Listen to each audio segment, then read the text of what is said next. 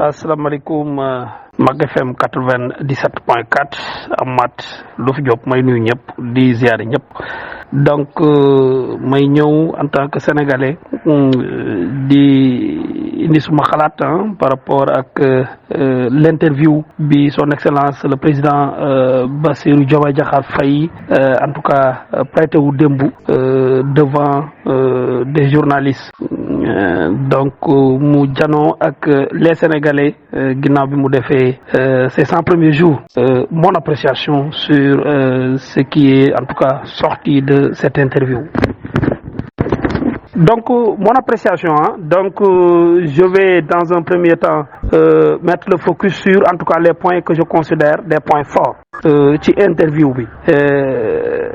Le premier point mooy quand le président de la République son excellence monsieur Bassirou Diomaye Diakhar Faye nous parle de la mise en place d'une agence de centralisation de la commande publique. En tout cas tout ce qui est achat dañuy am benn structure boo xam ne nii agence moom lay teg nga xam ne nii mooy centraliser tout ce qui est achat. Parce que bu ñu xoolee dans la nomenclature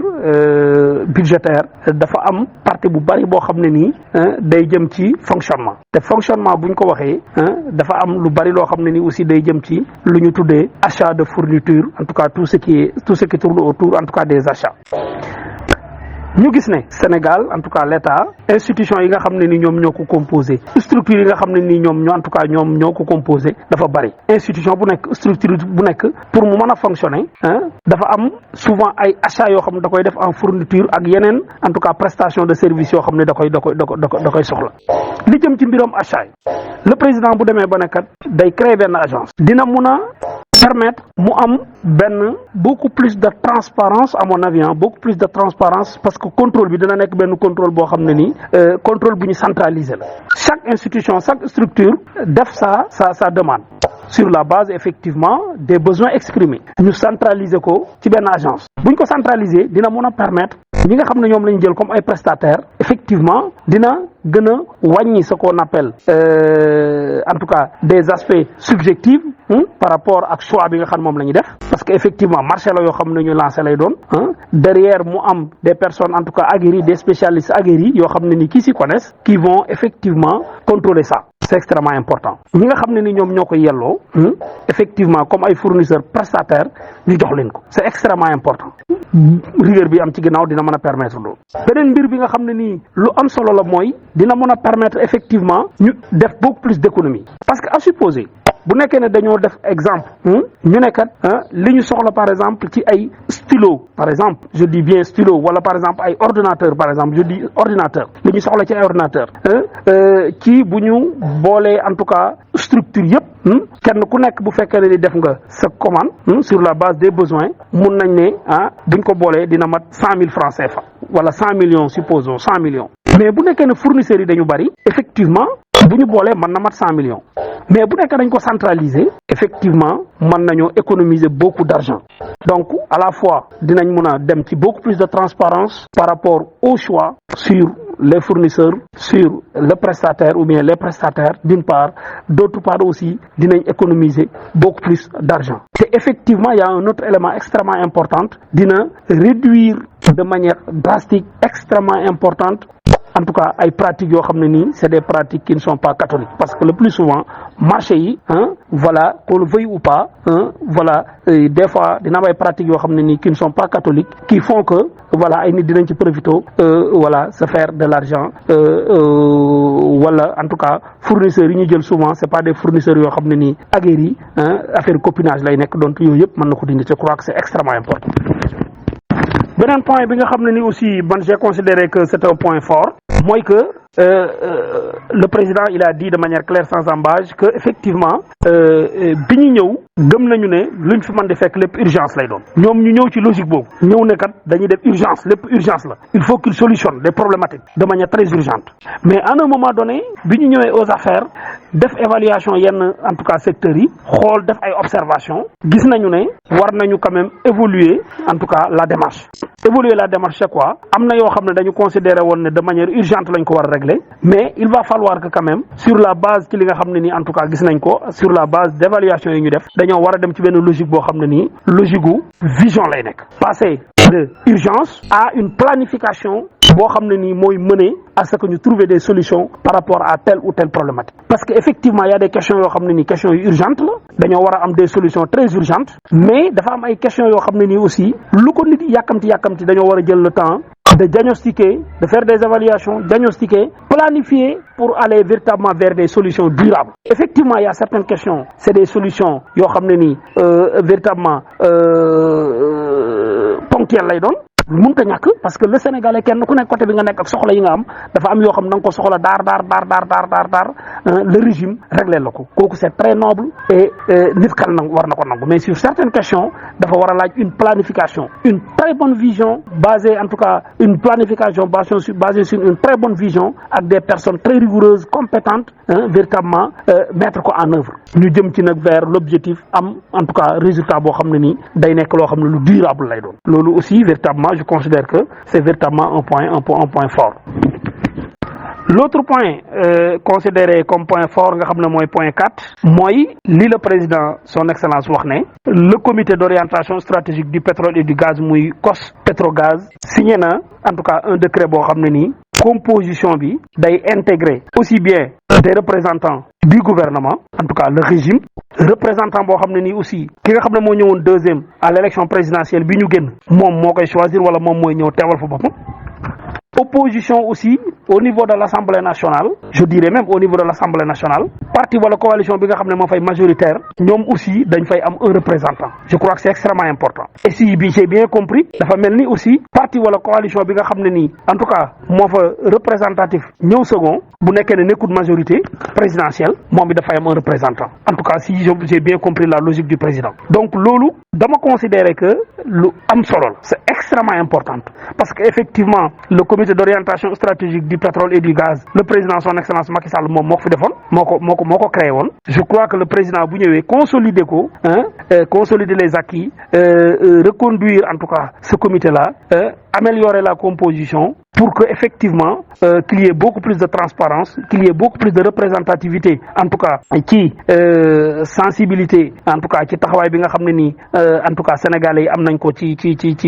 mbiram politique ñi féete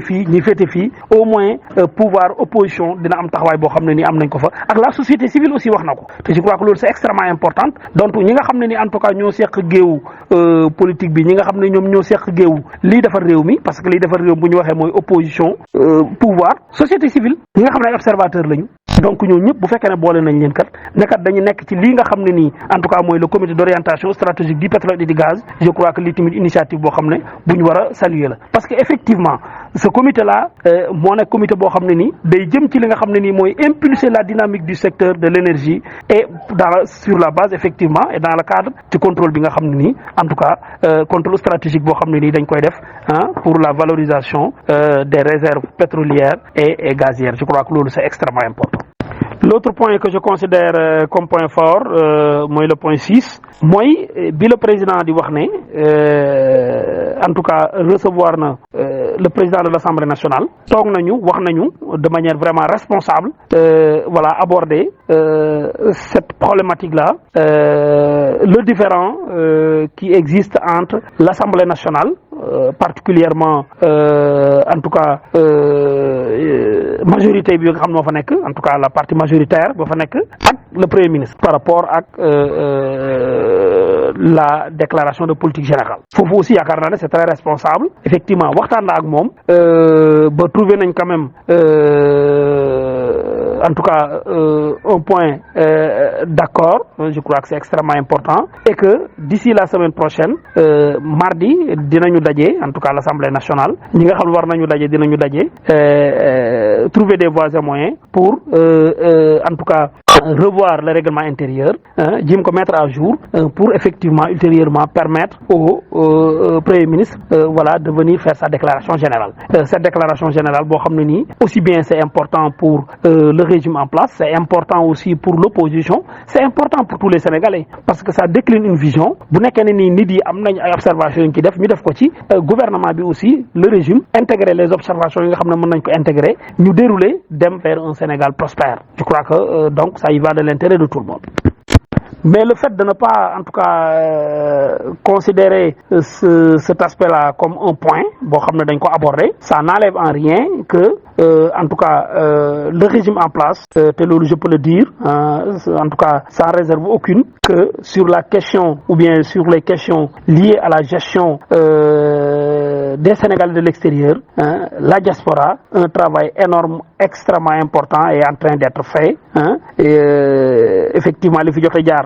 nous consolider, en tout cas les acquis nous consolider et sur la base de la vision en tout cas du nouveau gouvernement, en tout cas du nouveau régime sur la question, effectivement, des hommes et des femmes qui sont positionnés, ils sont en train de travailler sur ça, en rapport effectivement avec les techniciens pour que véritablement qu'il y ait en tout cas des solutions durables par rapport à cette problématique voilà, liée aux besoins de la diaspora ou bien les problématiques qui relèvent effectivement voilà, des besoins liés exprimés par la diaspora. Un autre point que je considère comme point faible, peut-être qu'on peut améliorer, moi, quand il est revenu sur la déclaration du Premier ministre, quand il disait que l'Assemblée nationale, si nous devons règlement intérieur, d'INADEM, défi et DPG, devant, en tout cas, parterre scientifique, en tout cas, la population représentée par des scientifiques, société civile, ainsi de suite, ainsi de suite, ainsi de suite. Je crois que, effectivement, aborder de manière très intelligente, dans la mesure où wane na ne nit ñi considérer que politique la, en tout cas position politique la yore woon di xeex te position politique aussi des fois ay sànnante xeer da ci am. Je crois que loolu c'est extrêmement important ci en tout cas raisonnement bi nga xam ne le président doon na ko indi, sauf que quand il dit que li le Premier ministre wax ne ci population bi effectivement mën nañ fa am beaucoup plus de qualité. Le fait que mu dëggal loolu c'est vrai ñëpp xam nañ ne l'Assemblée nationale moo nekk la représentation en tout cas de la population et que ñëpp xam nañ ne proportionnellement bu ñu xoolee compétence yi nga xam ne mu nga fa ci biti mën nañoo am compétence yu gën a am solo yi nga xam ne ni moom moo nekk au niveau de l'Assemblée nationale. Mais là on parle de véritablement représentativité parce que Sénégalais yi ñooñu la ñu tànn nañu représenter au niveau de l'Assemblée nationale muy institution. Donc le président bu fekkee ne nii ci biir waxam mi ngi indi ne effectivement ci biti mën nañ fa am beaucoup plus de qualité effectivement nit ñi mën nañ ko indi beneen jàngat. Je crois que loolu aussi voilà nekk na point boo xam ne nii peut-être mën na gën a améliorer wu davantage, mais tout compte fait je crois que c'est des éléments effectivement que sa cellule de com voilà va en tout cas va relever et que prochainement effectivement sur ces questions-là parce que bon interview la souvent da ngay dem ba da ngay emballé wu c'est vrai que bon heureusement il a été très serein en tout cas durant toute en tout cas l'interview mais souvent day am des aspects yoo xam ne ni mën na la rëcc, mais je crois que aspect boobu noonu voilà c'est un aspect boo xam ne ni bu ma relever la ma considère comme un point faible. Mais tout compte fait le fait que mu wax ne véritablement politique la loolu aussi peut-être mën na en tout cas conforter que en bonne foi la waxee. Je crois que c'est extrêmement important et à la fin des fins looloo ci gën a am solo. L'autre point que moi j'ai considéré comme point faible mooy bi mu abordé bi émission bi di jeex bi mu abordé la question relative au choix donc des représentants des médias yi nga xam ne nii cellule communication bi def na ko. D'une part je suis d'accord avec lui quand il dit que il a confiance ci cellule com bi nga xam ne nii en tout cas moo def le choix loolu je crois que c'est extrêmement important. Je suis d'accord aussi quand il dit que du nangu benn yoon cellule comam ñu koy def pression comme moom ni muy bañ a ko def pression loolu aussi je suis tout à fait d'accord, mais peut-être là où peut-être man j'aurais voulu que le président en tout cas def une observation mooy que buñ ko indilee la liste ne ko bon diw ak diw comme média ñoom la ñu choisir mu demander ne pourquoi pas des médias parce que nag Sénégal quoi qu'on puisse dire des médias am na taxawaay boo xam ne nii am nañ ko mu nekk taxawaay bu extraordinaire bu am solo 7TV aussi en tout cas c'est une télévision boo xam ne nii c'est extrêmement important boo xam ne nii mënoon nañ leen intégrer parce que bon je crois que ça y va toujours ci li ñuy wax une démarche inclusive et participative ce qui est extrêmement important donc je crois que aspect boobu aussi voilà peut-être mënoon nañ ko gën a améliorer à moins que peut-être ñu waxoon dès le départ que interview bi on a besoin de maximum 4 ou bien 5 médias représentatifs moo nekk première interview on prend 4 ou bien on prend 5 interview bu ñëw on prend 4 on prend 5 nit ñi am en amont que choix bi kat nii la demee bi yoon mënuñoo jël ñëpp ñii la ñu jël bi yoon ñële la ñu jël je crois que démarche boobu noonu aussi en tout cas moom la le président wane mooy que lépp lu mën di doon dañ koy waxtaanee parce que loolu aussi moom la wane démb dañ koy waxtaanee démarche inclusive et participative day nekk transparence donc je crois que cellule comme bi aussi mënoon nañu en tout cas expliquer les Sénégalais de manière claire loolu nga xam dina tax nit ñi duñu xalaat ne peut-être des médias dafa am taxawaay bu mu am boo xam ne nii ñoom d'accord ñu ci wala le régime en place d'accord ñu moom moo tax effectivement mu demee nii mu demee parce que nag élan en tout cas bi nga xam ne wala démarche bi nga xam ne le président jël na ko je crois que c'est une démarche boo xam ne ni salutaire inclusive et participative lépp ñu koy waxtaanee donc je crois que aspect boobu aussi dañ koy war di gën di waxtaanee ba nga xam ne ni Sénégal yi duñu jàpp ne kat dañuy faral kii di bàyyi kii je crois que c'est extrêmement important. En conclusion, je crois que globalement l'initiative est à saluer mooy le fait que le président après 3 mois dara obligé wu ko mais mu génn wax ak sénégalais ci moment boo xam ne moment bu ordinaire la parce que amul dara lu extraordinaire moment bu ordinaire la mu ñëw taxaw wax ak Sénégalais à travers la presse nationale c'est extrêmement important à travers la presse nationale aborder en tout cas point yi nga xam ne ni posé nañ ko yëpp mu aborder en tout cas mu aborder ko en toute sérénité je crois que loolu aussi c'est à saluer parce qu'il y avait beaucoup de sérénité et puis par moment sax gis nañ fi benn climat boo xam ne climat taquin la te loolu je crois que aussi lu am solo la en tout cas beaucoup de mu décontracté bu baax je crois que loolu aussi lu am solo la ñu gis na daal interview bi wane wun ne kat man président la lu ma neex lañ may posé lu ma neexul kan du ma ko posé wala nu ma neex laay tontoo respecté wu ma ñi nga xam ne ni ñoom laa nekkal comme ay journalistes wane na ne ñii kat ay journalistes lañu respecté naa leen jox nañ laa leen cër parce que ñoom ñoo fi représenté tey Sénégalais yi nga xam ne ñoom ñëpp kenn ku nekk bëgg na ma laaj ñoom ñu ñëw indi laaju Sénégalais yi je crois que loolu c'est extrêmement important en tout cas la sérénité bi nga xam ne nii wane na ko l'humilité bi nga xam ne nii wane na ko très correct loolu en tout cas xam ne nga xam ne ñëpp en tout cas depuis le début gis nañ ko ci moom je crois que daal l'idée c'est véritablement de continuer ci lancer boobu parce que le Sénégal a besoin en tout cas d'un président serein quel que soit jafe-jafe yi moom mu nekk au-dessus de la mêlée je crois que loolu c'est extrêmement important maintenant nous sommes un pays démocratique il faut qu'il y ait ñu nekk aux affaires ñeneen ñu di opposé wu ñii opposé wu effectivement danañ gis des choses yoo xam ne nii jàpp nañ ne war nañ cee indi ay observations ay remarques l'opposition def ko de manière républicaine le régime en place aussi accueillir ko de manière républicaine ensemble les gens échangent discutent pour trouver des solutions yoo xam ne ni moo mën a jamal dëkk bi kanam je crois que c'est extrêmement important globalement man voilà ce que j'avais à dire sur la question et je crois que il est important effectivement tous les 3 mois wala maxi tous les 6 mois le président ñëw échanger ak les Sénégalais lu am solo la parce que bon mën nañ jàpp ne nekkutoon bilan comme ni mu ko waxee effectivement échange la woon rek boo xam ne nii pour rassurer les Sénégalais par rapport en tout cas ak fi nga xam ne nii fa la jëm en attendant effectivement ñu xaar le premier ministre indi la déclaration de politique générale ñu xam de manière claire effectivement la vision en tout cas du régime bi nga xam ne nii